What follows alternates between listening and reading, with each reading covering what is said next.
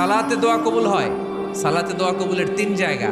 একটা হচ্ছে তাকবীরে তাহরিমার পরে আমরা সানা পড়ি না, আমরা তো একটা পড়ি। আল্লাহর হাবিব সুন্নাহ এবং নফল নামাজে আরো পড়তেন সানা, ওই দোয়া কবুল হয়। 2 নম্বর জায়গা সালাতে সেজদায় পড়ে দোয়া করলে কবুল হয়। আকরাবু মা ইয়াকুনুল আবদু মির রাব্বিহি ওয়া হুয়া সাজিদ ফাকসিরু ফিহি দুআ।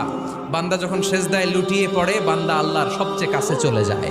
তা কিন্তু বিশ্বনবী বলে, সেজদাটা তোমার রবের কুদরতি পায়ের উপরে পড়েছে। সেজদায় পড়ে দোয়া করেন। সালাম ফিরানোর আগে বিশ্বনবী দোয়া করতেন, লা ইউসাল্লিমান্না আহাদুকুম হাত্তা ইয়াতাআওয়াযা মিন আরবাআ।